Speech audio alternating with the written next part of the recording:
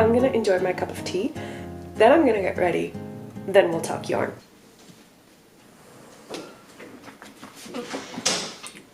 Wow. Hello. Yes, I still have the same mug. Believe it or not, there is still tea here because I completely forgot to drink it after I said goodbye. Got distracted by posting some stories on Instagram. Okay, so we're ready, or I should say, are we ready to discuss some Japan yarn haul? Although, to be honest, this is a smaller haul than it was last year. That got cold again. Okay, setting our cold tea aside, really, let's get into the Japan yarn haul. Now, this yarn haul is smaller than it was even last year. I actually did not purchase any of craft supplies that I think would classify as a haul, but it's because I was being very very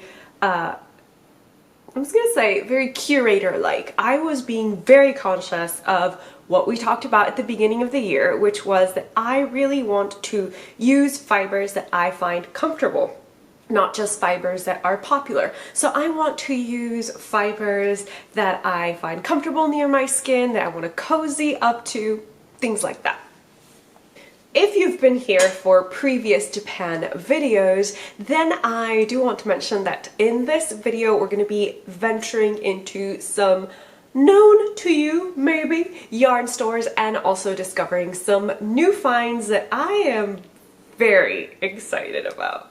So I think we can start in purchasing order, and I do have a list to keep us on track, but before we begin that, I do want to quickly address that I'm going to be going through these purchases a little bit quickly because what I really want to get into is trying some of the new fibers that I bought on camera with you so we can have that experience together.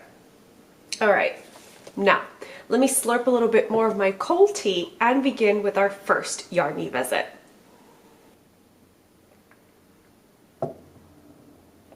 In Ueno, we stayed in kind of a market area, and there is a multi-story building that has a Uniqlo, and right at the very top there's also Yuzawaya, which is a craft store. And ooh, squirrel! Sorry. And I absolutely love visiting that craft store. It's like what Joann's used to be for us, but I would say a little bit more fiber related, more sewing, beading related. Okay, so there were a lot of supplies that centered around sewing, embroidery, felting, and of course yarn. And there I got a couple of things. I got some tools. So I got some needle point protectors from Tulip that I've been meaning to try out. I also got some Tulip stitch markers. Now these are small, so they're a smaller version of my favorite Tulip stitch marker, and I think they will be great to crochet a pair of socks that I was supposed to start on the Japan trip, but did not even touch with a 10-foot pole, so really my sock yarn for the crochet sock just kind of traveled 20 days in Japan in my carry-on. But that happens to the best of us. Now getting back to the list, I also purchased a 3mm crochet hook for that sock that I never got started. And excitedly, let me grab this. I got garment quantities of yarn. So these are 25-gram balls. Don't think they're like a lot of stuff here. It's just 25 grams, so it's a total of 300 grams. And it is a cotton linen blend. And I got this cotton linen blend because I wanted to compare it with the Lindy chain from We Crochet that I used to design my Chasing Rabbits top. So I'm going to make my third or fourth Chasing Rabbits top with this yarn. This is also the yarn that's going to be featured in the tutorial for that top. So that was the only Yarny purchase that I made in Yuzuzawa, because next what I bought was a fabric that they had a sample of, a quilted bag, and I fell in love with the fabric. It's just very kitschy and I thought it was time that I own that I am kitschy at heart. A lot of different things that I just love. We've got being outside, reading books, eating cakes, all colorful. They kind of look like book covers set up against a green background. And we all know I love green. Although this shade is more like a pastel-y green than the more vivid greens that I love. I just could not leave this fabric behind. I don't know how to fold it so that it fits back into its little strap. But the point is that I also have a project in mind for this fabric, and it is a bucket bag. Now I had to, whoa, sorry, I kicked you really hard there. Now I had to dig deep to find the bucket bag that I was referring to. And it's been 5 years, almost, yeah. So this was a bucket bag. It was in her podcast episode 80. I'm gonna put it on the screen. In fact, I'll link the video for you right up here and in the description box below. So I first attempted to make this bucket bag, and it's this one that I have right here with Cath Kidston fabric. I wanted to make it a bigger bucket bag because I wanted it to be kind of garment size, but I think I made it disproportionately big, as in I made my sides way too tall and then my bottom just way too boxed. But hey, it works, and I want to attempt that bag again with this gorgeous, colorful fabric. And you know what? I think because this fabric is a very thick cotton, like canvas, almost canvas-like, I think I'll probably pair it with a pair of jeans on the outside, like jean fabric, and then on the inside, if I still have enough duck canvas, I'll use that. So I'm excited to make this again. Now, from Yuzawaya, I actually did not visit another yarn store in Ueno.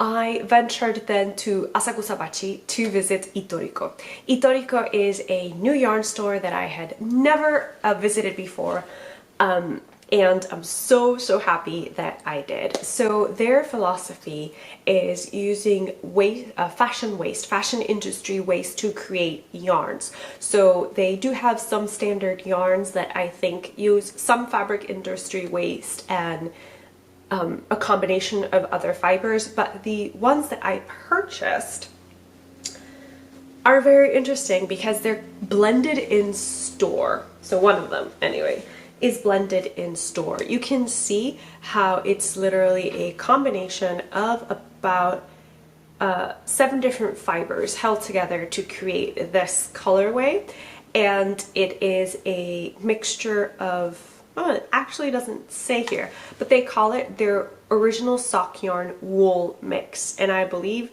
there's nylon, there's and different kinds of wool, and I think there's might also be some cotton in here. So it's a blend of different fibers that they just strand together to create this beautiful cone.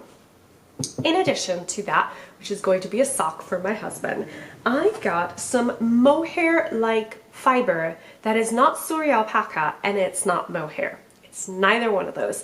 This is 54% acrylic, 31% nylon, 15% wool, and it is just as fuzzy, hairy, and thin as an mohair or a Suri alpaca. This actually also was very affordable. I think the price inside is 1,110 yen. So oh, sorry, no, the price is right here. The price is 1,320 yen with tax. So if yen was equal to USD, it would be $13.20. Because the yen was lower than the USD when we visited, it actually cost about $10. So this is 100 grams for $10, and it mimics mohair without the itchiness for me, and Suri alpaca without the yarn expense. So I don't know if you can purchase from them specifically online, but I do know there are services that you can request that go shopping for you in Japan and then they ship it to you. Of course, that would raise the cost of this specific yarn, but maybe we can find something similar.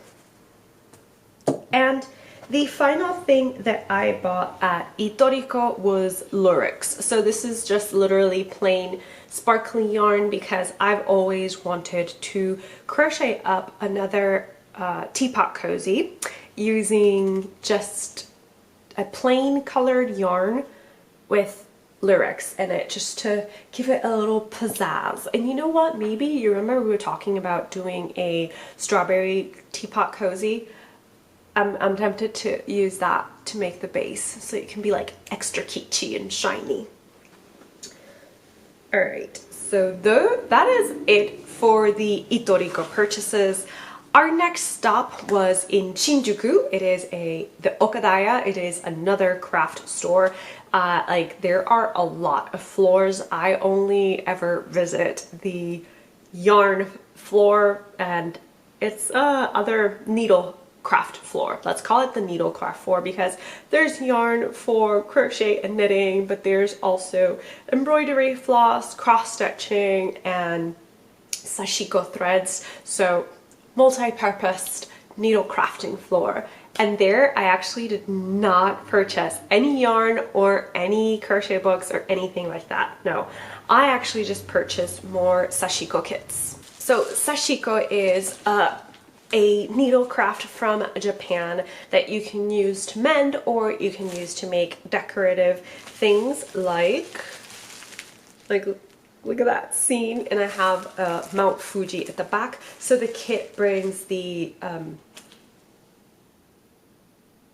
canvas that you're going to use, which is a cotton fiber, and it has the dots that you're going to be tracing over printed on top. So once you finish your stitching, you kind of either spray it with water or give it a light wash. That'll wash away the ink that was used, and then you have a beautiful, gorgeous image, portrait, whatever you want to call it.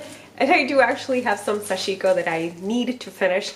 It's just that looking at the samples that were at Okadaya, I'm kind of tempted to restart that sashiko project or try and incorporate some of the techniques that I saw used in the store into the project as it is, and not expect perfection from the get-go, because this was a new to me craft and that requires some skill.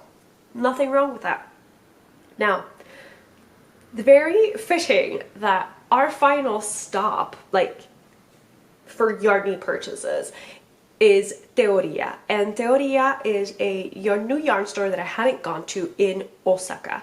This literally was the last fiber stop for me on the trip, and it was at the very beginning of the trip. So for the rest of our Japan trip, I did not step foot into any craft store. And I'm not bragging about it, it's just kind of like realizing that I did most of my yarny shopping at the very beginning of the trip. Now, Teoriya is a yarn store that sells their own yarn, their own dyed yarn, their own yarn blends. And like I said, it's very fitting that this is the last stop for our yarny purchases, because in Teoriya was where I purchased a fiber that I've never used before, and I want to share it with you on camera. By that I mean, let's talk about the fiber, let's discuss its properties that I'm going to research and add a voiceover as we wind the yarn, crochet up a sample, block it, and see how the fiber is going to behave. Okay, so the very end of this video is going to be a more experimental vlog trying out Ramie. So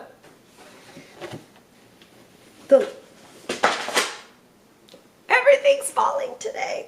The very last thing in my bucket bag is, as I said, Teoriya yarn, and this is Ramie fabric, or Ramie fiber. It is 100% Ramie, and it brings 290 meters in 100 grams. I got two different green colors. I have three in total, two of this darker green that I have in my left hand that really kind of looks like a mossy evergreen, and then a lighter one of this sagey, more cool undertoned green.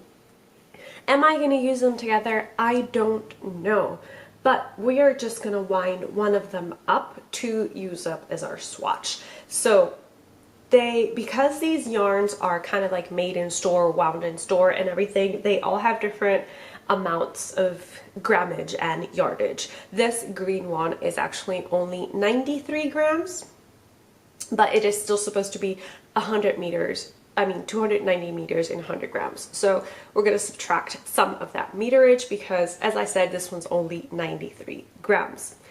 So let's wind this up and let's talk a little bit about Ramie yarn or Ramie fabric. While we wind our yarn, let's talk a little bit about Ramie. Ramie, also known as China grass, is a fiber yielding plant of the nettle family, and I know that it was once a popular fiber choice for making summer garments in Japan. Ramie fiber itself is obtained by decortication, which is a hand or mechanical process.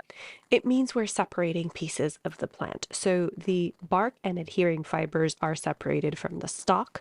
Then we soak that in water, allowing the fiber to be scraped from the bark. So it is a very laborious and time-consuming process, which is why I guess we don't often see it in textiles.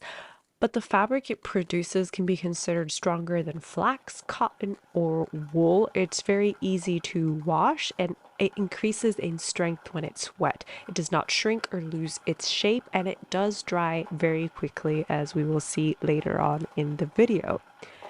It's also resistant to mildew and other microorganisms, and most importantly, the color does not change when exposed to sunlight, which is something that cannot be said for cotton.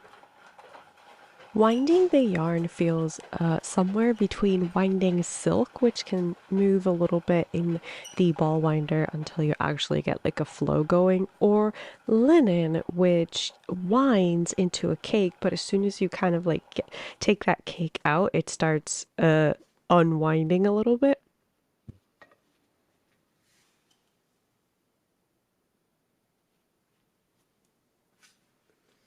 This yarn feels very thin. I would classify it possibly as a light fingering. It's not quite lace weight, but it does feel very, very strong.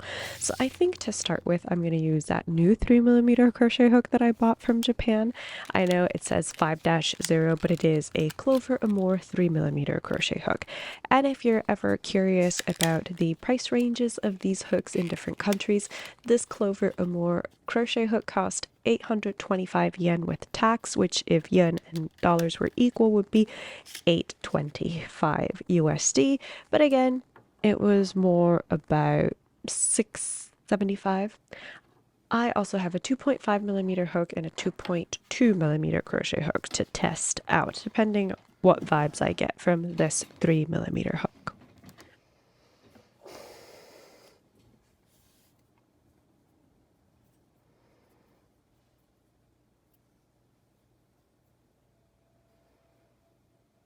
And to cast on, let's go simple and just do a chain, because I think the definition of the chain is going to be, well defined. Like, I think this yarn will give beautiful stitch definition.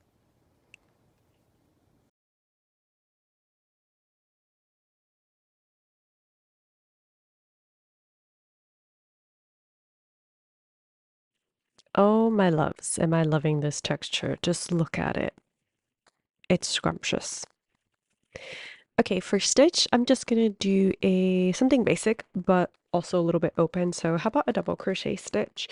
I'm starting it in the second chain from the hook because I'm going to be doing a stacked single crochet as an alternate starting point for the double crochet stitch. And then I'm just going to continue down the road double crocheting.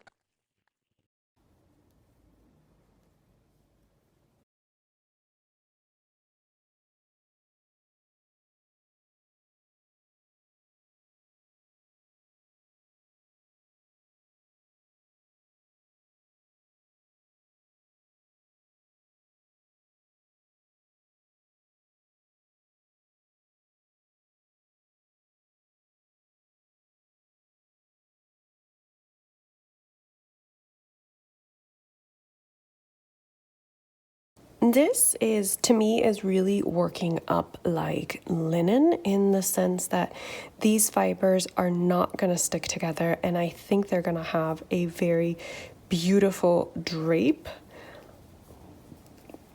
So this isn't the kind of fiber that I would use for, say, color work, but it is the kind of fiber that I would use for summer garments, for things that I want a lot of drape and I want them to be loose. Now, of course, this is just my initial impression of this yarn because I do want to make a substantial swatch so that we can wet block it, dry it, and see how it all goes.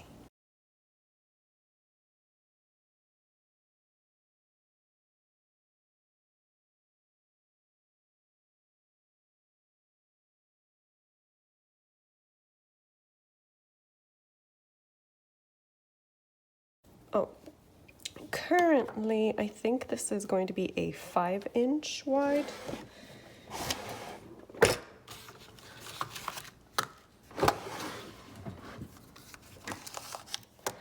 Very twisty. Okay, so we got that.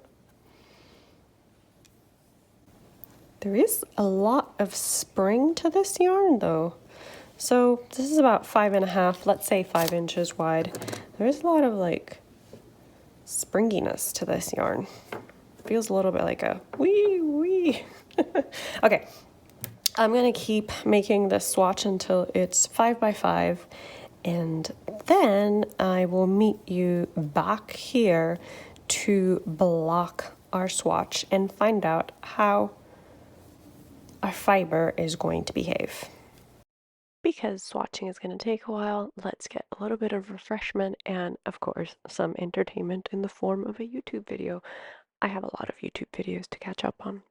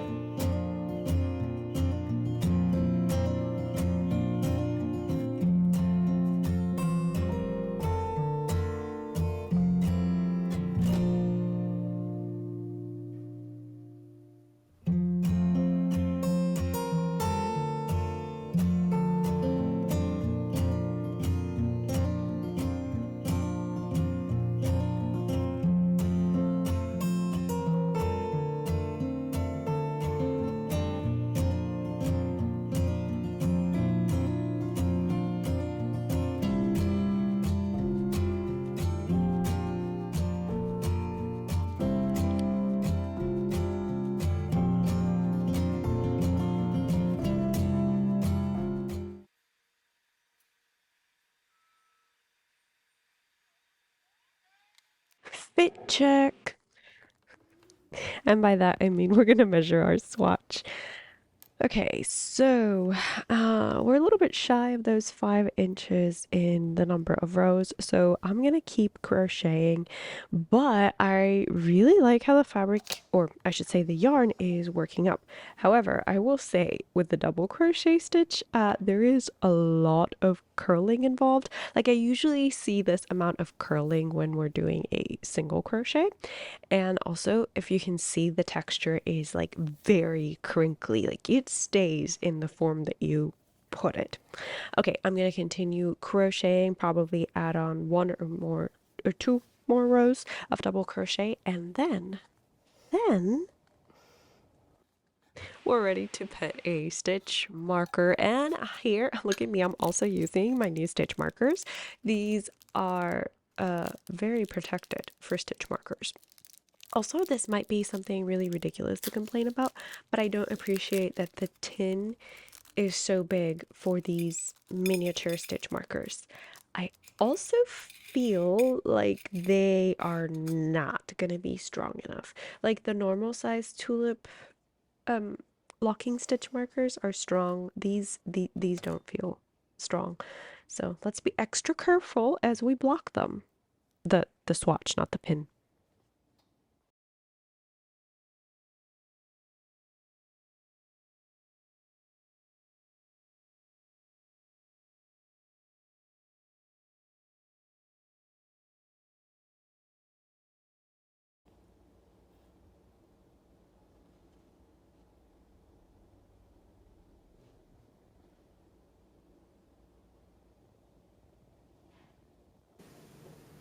I've poured myself some kombucha and I'm ready to talk a little bit about our swatch.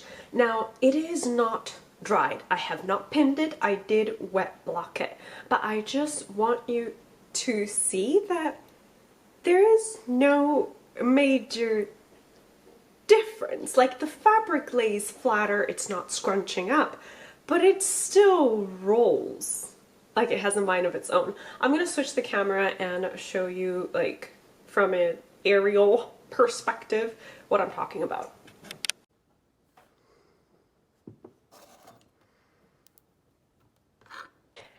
Laying our swatch flat, we see that we still have a lot of that row and stitch definition, and just, you know, from looking at it, there wasn't really a lot of stretching. The fabric still feels very dense and heavy, but we do need to keep in mind that for the most part, this is still pretty wet. I mean, I did drain the excess water and I did roll it between a towel, but you know, still wet. So these aren't the final results. But as you can see, there wasn't a lot of stretching. I would say at most it probably grew 0.25 inches lengthwise. Now do bear in mind this hasn't been blocked in the sense that I haven't pinned it in place. I have just laid it flat to dry. As I said, this is still damp, but I did want to do a little mini comparison with some fibers that we've worked with before. This that I'm holding is a popcorn pullover crocheted with a cotton linen blend, and we can see how drapey it is. It still feels heavy, but it doesn't really retain shape well. Like if we scrunch it up, it'll just unfold. Versus this wet Ramie, when we scrunch it up, it will keep that shape. However, again, not a fair comparison because this swatch is still damp. To give you a better idea of texture and feel, I would say the wet or the damp Ramie swatch feels like a mercerized Aunt Lydia's cotton size 10. You can see the doily and the Ramie, how similar the stitch definition is there, and the feel of it also very similar. Again, this is comparing a damp Ramie cloth to a dry cotton doily. Okay, let's let this dry and be fair in our judgment later. Right, much later in the day, beds have been changed, sheets have been washed, lunch has been eaten, snack has been procured, and our Ramie swatch is dry. This, oh no. Sorry, the middle spool just unspun. So as we said many times in this video, this is a very linen-like fabric. However, I will say it dried much faster than linen, and after it's been completely dry, it's very soft. It loses some of that rigidity that we observed at the very beginning. I'm going to flip the camera around so you can actually see what I'm talking about better. Here we can see the swatch against my sort of neutral background, and we can see that it's retained some of its glossiness and it lost a lot of its rigidity. It's a lot softer, it's not curling in on itself, and it unspools when you scrunch it up. So I'm very happy with this swatch. It's very lightweight, and this is a a double crochet stitch, so we know it tends to be a little bit thick. But in this fiber with a 3mm hook, it is very lightweight. In terms of weight, I would compare it to the weight of this swatch that we crocheted using a bamboo cotton blend. As you can see from the tails that I'm holding together, the bamboo is actually thicker than the Ramie.